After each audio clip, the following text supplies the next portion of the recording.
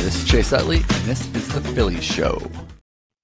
Everybody, Ruben Amaro Jr., Jim Salisbury, Todd Zolecki. The Phillies Show is brought to you by the Foul Territory Network. Monday, January 20th, 2025, less than 24 hours after a big Eagles win.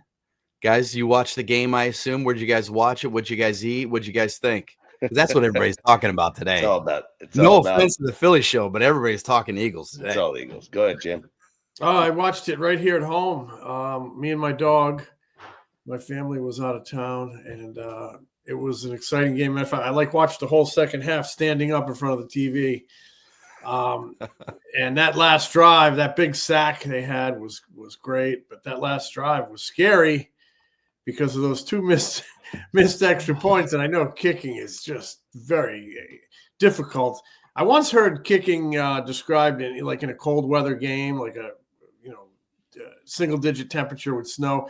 Somebody said it was like kicking a frozen pumpkin. So I have great empathy, respect, whatever you want to call it, for those kickers and what they have to go through in that weather. But the fact of the matter is those two, and he did kick some big field goals, but those two missed extra points, opened it up for the Rams to come down and win that ball game. Oh my God. So that was very, very nervous, anxious moments coming down the stretch. I mean, missing those extra points is the baseball equivalent of running around third with no outs and not getting the run home. And it comes back to bite you later in the game. So, but the Eagles rose up and won that ball game. Very, very exciting. I can't imagine what it was like getting out of that parking lot with all that snow and all those people. And I'm glad it wasn't doing it. But, great game by Saquon Barkley, the offensive line, the quarterback. Heck of a game. Really looking forward to the championship game next week. Upstart Washington Commanders. Scary. A lot of athleticism on that team, but I think it'll be a real fun game. Well, you mentioned Saquon Barkley. That may go down as one of the greatest offseason acquisitions of any or free agent signings in the history of Philly sports. Yeah. I mean, just based on what he did. I know Pete Rose was a big one, and we did a couple of things over the years, but as far as just immediate impact, he may very well be the greatest signing in the history of Philly sports. And he's just an amazing athlete and a great person. I mean, anytime you hear him talk about, his, what is important to him, winning and that sort of thing. And it's pretty special. I had my heart in my throat the entire game. I saw your tweet. You mentioned it. I mean, I'd tell you what, I got tickets for my kids. I went to went to the tailgate, got tickets for my kids. They went to the game. They spared the weather and all that stuff, but they had a great time. But I scooted to my brother's house. I went to Taco's house and watched in the calm in Ben Salem, just chilling out there and actually not chilling out, but enjoying the game. I got fired up on the big plays, obviously with Saquon and some others, but that sack you said, Jim, that's sort of helped seal things. That was huge because Stafford was just unbelievable. I mean, he had an unbelievable game, great veteran presence under center for LA. And, all I could think about was like the karma thing with what's going on in LA, and these guys are destined to win and all this other kind of stuff. But they made the big plays when they had to, got it done. And, I feel bad for Jake Elliott just because you never notice that kicker until he blows one, and he blew two. And it makes it, you said the equivalent of not getting a runner in from third. I view it as like a ground ball to second base and you not being able to throw a baseball, a little Steve Sax syndrome, which took me out of the infield. That was one of the reasons why I didn't play in the infield. But it's a bad feeling for a kicker. There's no doubt. But he did kick a couple of pretty big field goals. So it's a strange game, but it was a fun game, and it will be a tough one against Daniels next week. This kid is a great quarterback. He's going to be a pain in the ass for a long time for the Eagles, playing for the Commanders or Redskins or whatever team, whatever they call themselves later on. Yeah. You guys mentioned like what the what those missed PATs were like. I remember Caleb Cotham last weekend mentioned. I've heard some actual Philly. Matt Strom has mentioned this as well. He said kickers, man, or we're the relief. We're the kickers of the of Major League Baseball, relief pitchers, man. Nobody ever comes over and talks to us until we blow it, and then all of a sudden everybody's at my locker after the game. Although Jim and I know that you and I both make a point to go talk to these guys during good and bad times. So we're not Dr. Death when we go over there. But it's because you're professionals, boys. Because you're pros. That's why. It's when they're throwing well and when they blow a couple of games, they don't want to punch a hole through our chest. But yeah, fantastic game. It's when the Eagles are playing well, just like when the Phillies are playing well. It's fun to see everybody in the city, everybody wearing their Eagles gear and all that. So you went down to what about the food? Yeah, I went down to I went down to so then so the traffic clears out and then you get in your car and drive off? Partied for about an hour and a half with my man Gianmarco Marticelli, and then off with Ray Panaccia, and then there I was eating some food on my man Luis's. He had some great food there. It was spectacular. And then I went to my brother's house and ate some more food. That's fantastic, man. There is some wings, pizza, wings. He had a nice little charcuterie board. It was oh sweet. Man, I like that. Yeah. There's nothing like a playoff run in Philadelphia, and I really don't even care what the sport is. That's so true. Exciting. No doubt. The whole town just, like invests in it emotionally and on many levels. Yeah, people can't wait for next weekend with the Eagles, and the same thing in Red October, and it'll be the same thing when the winter teams get their stuff together. It's very exciting to be part of. It's great. Yeah, it is. It is awesome. But we got to talk some baseball, right, guys? We have to talk a little bit of baseball. And there was some news over the weekend. I've been dying to ask you guys about this. So the rich get richer. The Dodgers get Roki Sasaki, which is not really much of a surprise. And then yesterday they get Tanner Scott to a 4-year. It was a 4-year, $72 million deal. So wow. For Phillies fans sitting at home over the weekend, really from Friday through Sunday, how should they feel about this? How should they feel about the Dodgers just continuing to the Dodgers are a National League team, and the Phillies, are in win the World Series mode or bust, and that's a big roadblock in front of you because they have created a capital S, capital U, capital P, capital ER super team out there in LA. And they've added Snell this winter.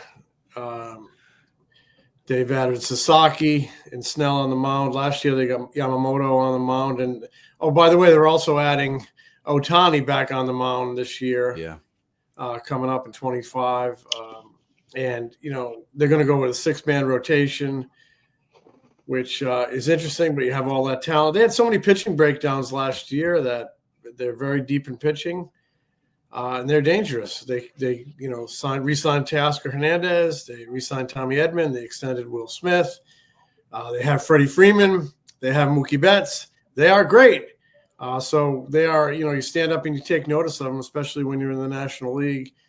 But the Phillies offseason doesn't really compare to the Mets, but I still like the pickup of Luzardo, and I still think the Phillies have a good nucleus. And if they play good, they will be dangerous. And if they stay healthy, they will be dangerous. So we'll see.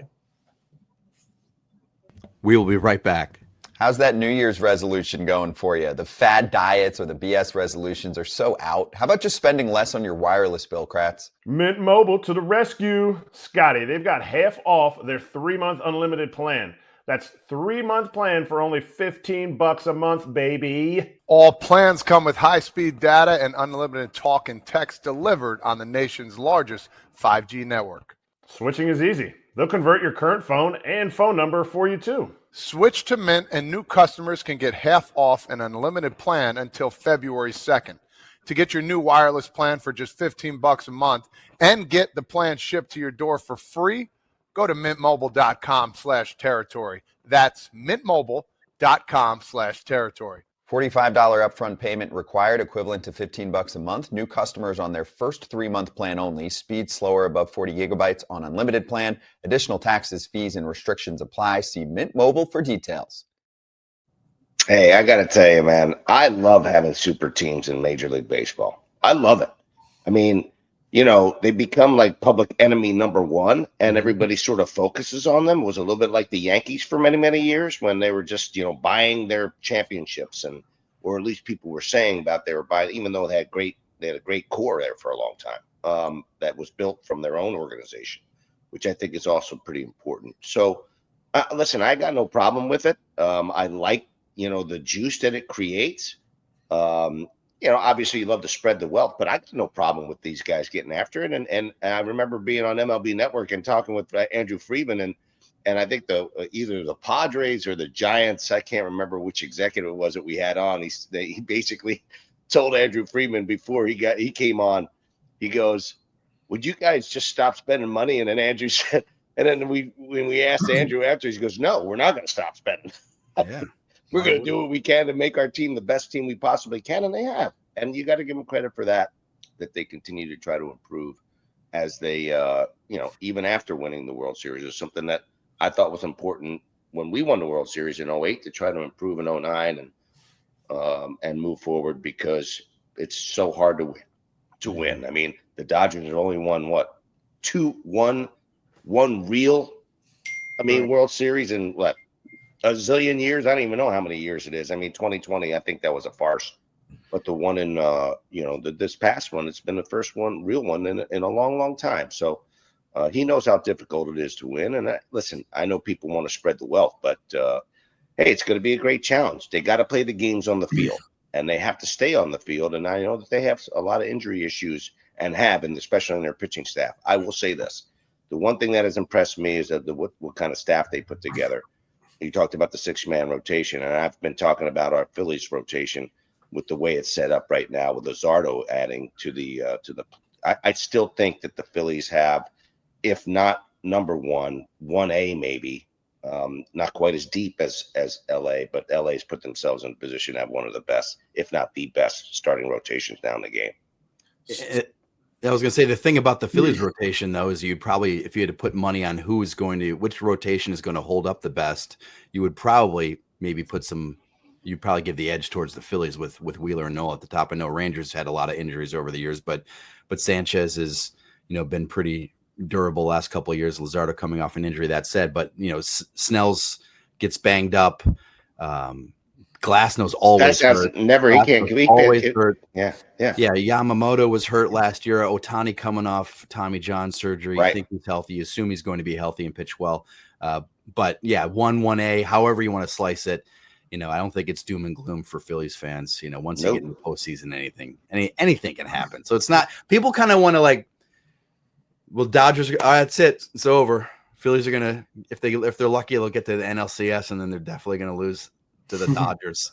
Not necessarily the case. Winning the offseason is not winning the championship. You got to do it on you can win the offseason, and it can mean nothing. Honestly. Right. I mean, it means something, but it doesn't necessarily. You got to play the games. It's 162 games. That's the beauty of our sport, is that anything can happen. There's a lot of stuff that can happen over the course of 162 games and then beyond. Two things of relevance. The Phillies have had this, Luzardo, excellent pickup, but in terms of, free agent outlay, free agent spending compared to previous years, it's been modest. That said, in terms of competitive balance tax payroll, they're still number 2 in baseball, though like 70 million behind the Dodgers. Yeah. But the Phillies are still number 2 in that CBT payroll. And the 6-man rotation thing with the Dodgers, it fascinates me a little bit because, you're going to have Andrew Painter arriving July-ish, as Dave Dombrowski says. I don't know. I think I would toy with the idea of going 6-man. I'd at least explore it, have some meetings about it, because Zach Wheeler's going to turn 35 in May. Aaron Nola's north of 30. Since 2021, they're like number 1 and number 3 in the major leagues in innings. And the team's going to be defined in October. They're going to get to October, and that's what's going to define them. And I want them dealing, and I want Ranger dealing, and I want a fresh, healthy. It's not, you're not going to have a fresh rotation going into October, but I want a sound, healthy, effective, full strength rotation going into October. If they stay healthy in that 5-man, right down through Luzardo and Sanchez. Do you guys toy with the idea of and when Painter arrives, if he's ready and he's good, and if all things go well, do you toy with the idea of a 6-man so that you're nice and so you're, quote unquote, that cliche, the best version of yourself in October? I like the idea. It immediately popped into my head when I keep reading about the Dodgers 6-man. Well, you had Painter, there's a 6-man. To me, I guess if they get that far enough down that road, and I mean Dave Dombrowski, Rob Thompson, Caleb Cotham, the pitching staff and whatnot, I guess the first conversation you have is with Zach Wheeler, right? I mean, Zach has made it known that yes, I don't like the extra rest. I can't remember when it was during the season, but you know what it was? The Phillies were in Anaheim, I think, early in the season. He had some extra rest, and I think he struggled in Anaheim, and afterwards he was pretty surly, talking about how I like to stay on my turn. But I think maybe you frame it that way, like you did, Jim. He's turning 35. We're trying to win a World Series. What if we could? We don't know for sure, but Zach, man, what if you could be just a little bit sharper, have a little bit more life in that arm in October? We can't guarantee that'll be the case, but what if we could make that happen? And we think we can make that happen by having a 6-man rotation. Man, wouldn't you want to give that a shot? Maybe he comes around on it, but that's the guy you have to sell it on. It sounds funny because he's been great in October. I'm not trying to change anything with him in October. Right. I want him to be the same guy, lightning bolts coming out of his fingertips. I just want to ensure that the lead up, that everything's in place going into October, so they can continue to shine. It might be, like because of his desire to not pitch on 6 days and keep it to every 5th day. Maybe it wouldn't work, but I think it's an interesting talking point here on the old Todd Pod. So I think there's a couple of things here to unpack. I like the idea, especially during that time. I talk to Jeff Cooper all the time. I used to talk to Jeff Cooper, the meanest man, pound for pound in all of baseball. He was the old trainer for the Phillies. And Coop always talked about, having that dead arm period, right? That dead arm period sometime for the starters, between sometime late June all the way through August, where guys sort of just don't have it. Whether they could just shelf them for a little bit, and putting them into a 6-man rotation, perhaps you can do 2 things. And I know it's complicated, but it can be done, where maybe you skip other guys. Wheeler doesn't want to be skipped.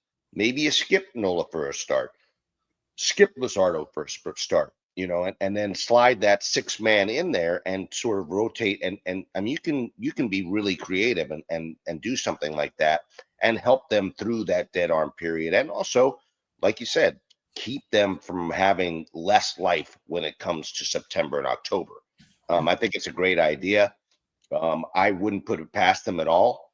One of the reasons why it took us a while to get Nola to the major leagues is because we were getting him acclimated to pitching every 5th day instead of every 7th day, like he was doing basically in college, and preserving that and so making that adjustment. Perhaps that's what they need to do with Painter, because he's that valuable, and maybe even more valuable than Aaron Nola was to us at that time. And so I don't have any problem at all with them toying with that idea. And I got to believe that it's something in the back of their mind. Who wouldn't want to have that healthy arm pitching for you every 5th or 6th day come July, August, September, and hopefully in October.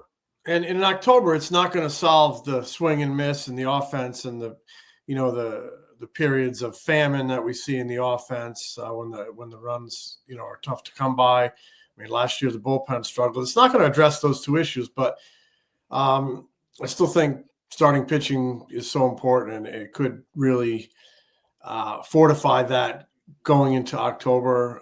We'll see. If I could double back, and Ruben, you kind of alluded to this, and so I guess I know your answer.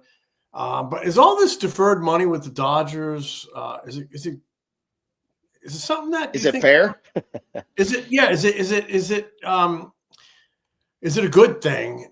And is it something MLB might look at in the next CBA after 26? Because you look at all these extensions; they have significant deferrals in them. Yeah, I think it's something that Rob Manfred's going to have to look at. And listen, Rob Manfred has to basically approve every single deal. Every deal that comes down the pike that has to be sort of approved by the Major League Baseball commissioner. And so far these things have gone through, and there's no real rules set up such that you can't do this. I think it's something that some of the financial people are likely going to start really bearing down on. I don't think that the MLBPA is going to be very happy about it because they want it wide open. They want the players to be able to get whatever they can possibly get at their leisure. But it is something that it's going to be addressed, I think. And there's, people keep talking about the salary cap. Is that going to be part of this next CBA? I think this next CBA is really going to define Rob Manfred's, in a lot of ways, define, his place in baseball history, because this next one's going to be a tough one. The money's gotten crazy, and the deferrals are part of it. Until that happens, man, do what you got to do as a play, as a ownership. If you have put yourself in a position to be able to do that, then go ahead and do what you got to do. And the Dodgers have built something great. Talent. The ballpark, they're renovating it again. Their facilities are going to be awesome, or always are awesome.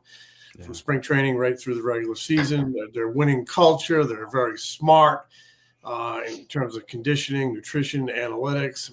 They are sort of the gold standard of or one of them in major league teams. A lot of major league teams want to be just like the Dodgers, and now they're just expanding into a whole nother market in Japan.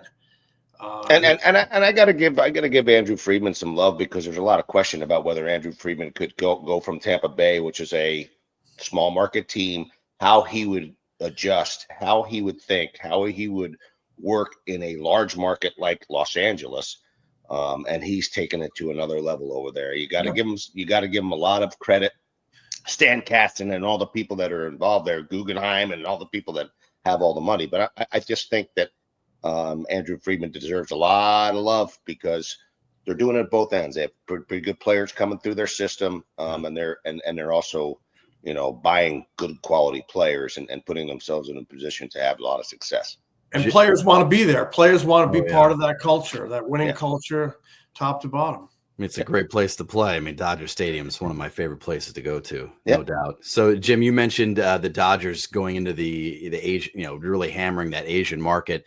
The Phillies on Friday night make a move that might not have great short-term implications, but it might have greater long-term implications. I think they hope both happen. They signed a right-hander from Japan, Koyo Aoyagi. I think Aoyagi, pretty good. Aoyagi. Pretty darn good. He is a 9-year pro from Japan. He's a side-armed righty. They signed him to a minor league contract with an invitation to big league camp. He's a non-roster invitee coming to big league camp. He's the first he's the first Japanese, major leaguer that they've signed in franchise history. And if he makes the team this year at some point, it's not a guarantee he'll make the team coming out of camp, but if he makes the team at some point, he'll only be the third player, Japanese player in Phillies history, along with Tadahito Gucci and Sota Gucci. They were on those 07, 08 teams. And this is something that the Phillies have been trying to get into. Years ago, they tried to convince Shohei Ohtani to meet. They made a big presentation, crickets, and then they finally heard that he wasn't interested. They had a meeting with Yoshinobu Yamamoto last offseason, but they came out of that going, this guy does not want to play for us, but they made a strong offer anyway. And then Roki Sasaki, they made a presentation, they made a pitch, and he basically said, I'm not interested in meeting with you guys. So those big top stars have not been interested in Philadelphia or the Phillies, but maybe this is, if Aoyagi comes in, maybe at some point down the road they start signing a few more of these Japanese players. That's the hope anyway. So what they hope short term is that this guy comes in. He's a side armor where they thought that was really attractive. You don't see a lot of side armors in the big leagues. Maybe that different look could provide some a benefit in the bullpen. He could be he's started, he's relieved. Maybe he could be a swingman this year. What was your guys' reaction to this signing? Aoyagi. It's a minor league deal. You take a look, see if maybe he can contribute. Obviously, he's got some experience, but I think they're probably looking at it further down the road in terms of just building relationships over there, maybe spreading their brand a little bit over there and trying to become a player eventually if in the Japanese market. So I look at them trying to build a little bit of a foothold, and if they can get some contribution from him, maybe in the bullpen here in 2025, then it's a good thing. Hey, so here's a couple of things to unpack. I know Sal Agustinelli, who was a longtime international scouting director. He's now a supervisor. Now it's Derek Chung, and he has, he and guys like Jorge Belandia. They've been working hard to try to get into that international market and to get a placeholder there. In some way, shape, or form, and have a presence. And I think this is one way to start that ball rolling. We tried, we did years ago. I went over there and saw Ohtani pitch and play. Saw some other guys there during the course of that visit. Went with Sal and also Charlie Manuel was an icon there. Couldn't really make the inroads that were necessary, and I think this is one way to try to do that. Hopefully. For the organization. The other part of that is I like the fact that you have a little bit of variety. It's a side armor, as you talked about, Todd. And I think different looks in the bullpen are important. You got to get people out. But that said, if there's a specialty that he can do, if he's really, really tough on right-handers, it looks from the side, having watched some of the film on him, I don't know all the numbers that are associated with it, but it gives them just a different look in the pen that they have not had really consistently. He's not quite like Kent Jacoby all the way down there or Quisenberry, but he does give him a little bit of a different look from the side. And, who knows? Maybe he can give them a little bit more depth in that bullpen, which is something that they need. Yeah, I think the Phillies analytics team liked the fact that arm slot was way down low and might provide, like you said, Ruben, a different look. But you guys mentioned the long-term aspect. The Japanese manager of the World Baseball Classic team was in camp last spring, Hideki Kuriyama, and I had like one question to ask him. He was kind of on the move, and I said, how are the Phillies viewed over there? And he said, obviously the Yankees and Dodgers are the best known teams in Japan, but the Phillies are also a well-known team at this time. And I was going to ask a follow-up, and his interpreter's like, he's got to go. But point being that's the challenge the Phillies face right now is the Dodgers and the Yankees. Everybody in Japan knows the Dodgers and the Yankees. And people kind of know the Phillies a little bit, but they don't know them enough to go like, that's the place I want to go. I want to go to Philadelphia. If you're a Japanese player, you want to go to LA, you want to go to San Diego, you want to go to Seattle, or you want to go to New York. So that's how you get more well known in Japan? It's a 3-letter word. Win, W-I-N. Win. Not win, baby, just win. You win, and that's how you grow your brand and get recognizable all over the globe. You rattle off, a lot of wins in October, that stadium shaking, have a parade. That's ultimately the reason why these guys want to be Dodgers, because because these deferrals are tell me this, these deferrals are not with interest, right? So the player is I want to win. Okay, you can defer some of my money, and that's what attracts players. And I just wanted to point out that this is not the first time the Phillies have signed a Japanese pitcher to a minor league contract. Well, that's true. You're right. Okay, go. I think, Ruben, you were still playing, or you may have just gone. Actually, you might have just gone into the front office, so you were probably part of the signing. But do you remember in the late 90s or maybe 2000, you guys signed a right-hander? He was a minor league pitcher in Japan. His name was Tomo Uchiyama. Jim, Oh yeah, I do remember that Well, actually. this guy, I just remember he's still at Jack Russell Stadium, and he showed up, and he was so excited to be there. He used to wear his jacket back to like the hotel, his Phillies jacket. And then, so Francona was the manager, and Tomo Uchiyama, and there was a few Japanese writers in camp following him around. I think they came over from Tampa because that's where a lot of the Japanese writers hung out with the Yankees. So Tomo Uchiyama is going to pitch against the Twins down in Fort Myers, and a couple Japanese writers go down to the game, and Uchiyama gets kind of knocked around a little bit. And after the game, we're in the clubhouse. You know that little cinder block office in that stadium in Fort Myers, Todd? Yeah. Oh, yeah. We're in that little cinder block office talking to Francona. And one of the Japanese writers goes, "What did you think of Tom's lousy performance?" And Francona looks at him and goes, "Wow, I thought these guys were tough," pointing to us.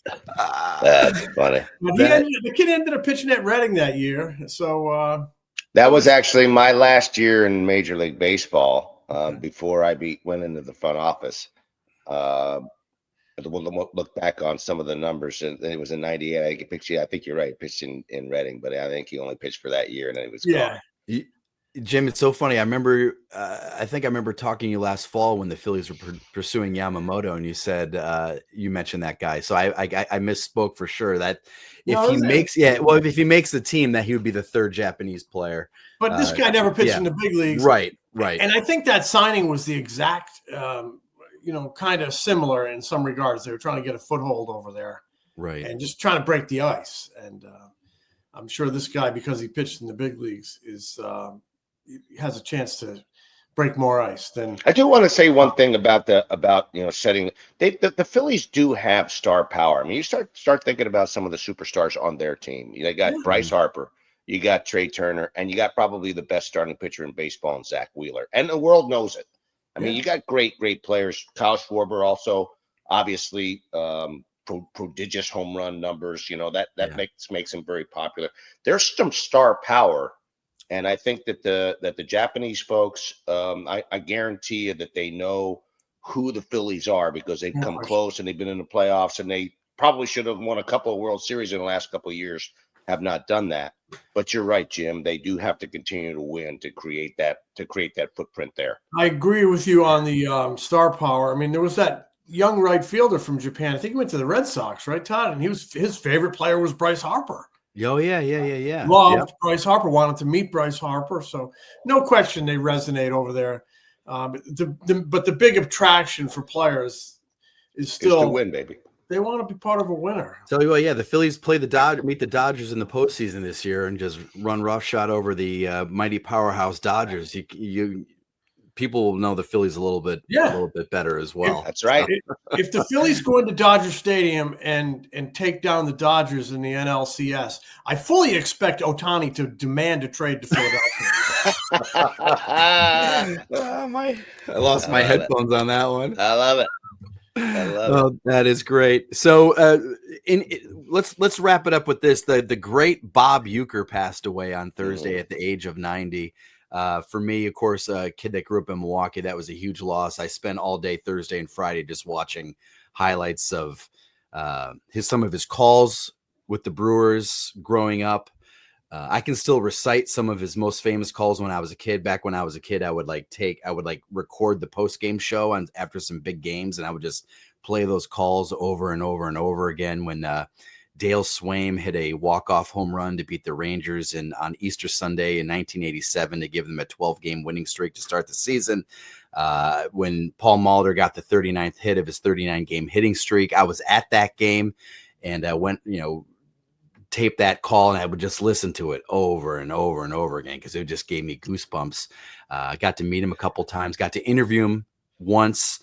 It was a great excuse. I wrote a book on the Phillies in 2008, and it was kind of like, little greatest, worst moments in Phillies history, random stories. I said, oh my gosh, I am going to try to get an interview with Bob Uecker. And it was literally the only reason was so I could talk with Bob Uecker.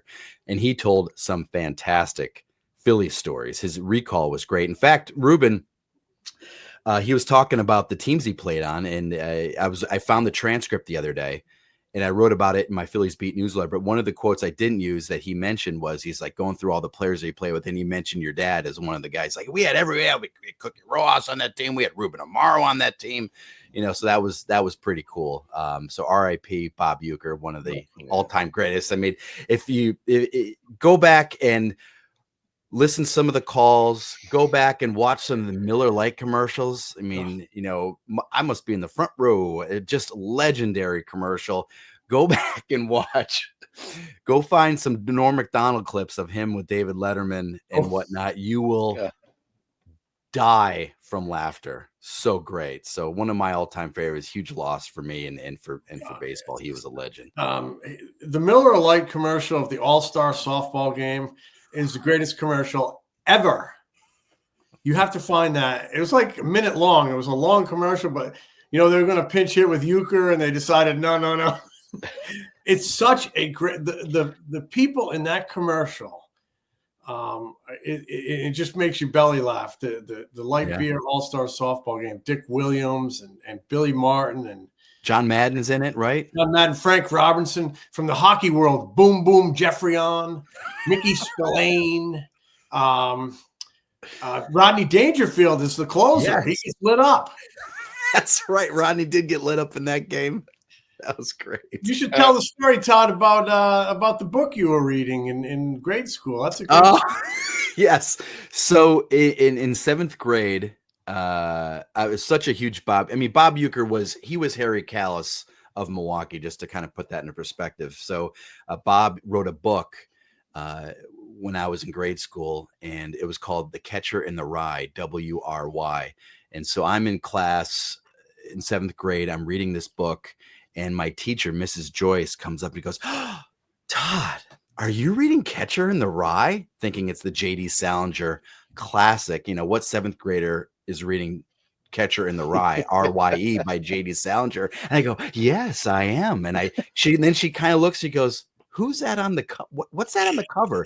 And it's Bob Uecker wearing this gaudy black plaid, early 80s jacket in a bar with a baseball bat. And I go, it's Bob Uecker. And then she read the cover more closely and saw it was Catcher in the Rye, W-R-Y. And she just looked and walked away. She was so bummed and disappointed. She thought she had really connected with this student, hit on this student who was reading J.D. Salinger's seventh grader. But I was reading something much better, and I was reading Bob Uecker as a seventh grader. Yeah, I mean, to think about Bob Uecker, and you talked about this comparison to Harry Callis. Yes, and regionally, that's what Harry meant to here in Philadelphia. But in a lot of ways, he became a international star. Yeah. All those times on Johnny Carson, over 100 times, one of his favorite guests. Mr. Belvedere. I mean, the man parlayed his ineptitude as a player into being one of the more entertaining broadcasters of all time, and just a fun guy to be around. I mean, just a really, really cool person to be around, and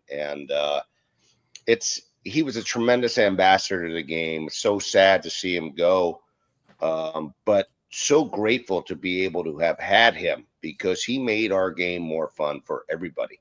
Yeah.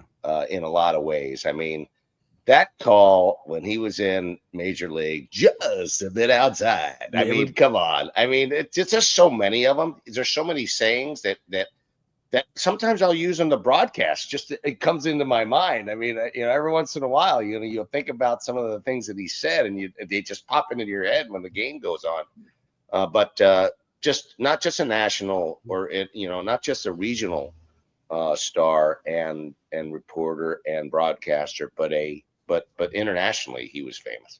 Yeah, he was the best, man. He will definitely be missed. He'll be missed. Yeah, the Phillies show, guys. We'll be back later this week. We'll have more Phillies talk.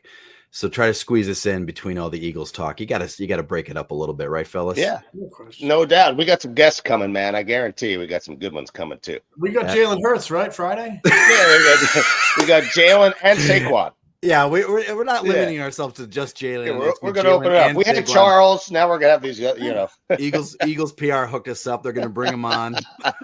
right before one of the biggest games of their lives. I'll smell you guys later. Smell you later, boys. Smell ya, Jim. The Philly Show is brought to you by the Foul Territory Network. Subscribe to The Philly Show on YouTube and wherever you get your podcasts. If you like us, give us a review. Follow us on Instagram, TikTok, X, Facebook, and Threads. Find Ruben's analysis before, during, and after Phillies games on NBC Sports Philadelphia, on the Sports Radio 94 WIP Morning Show, and MLB Network. Find Jim at allphly.com. Find me at MLB.com, the Phillies Beat newsletter, and MLB Network.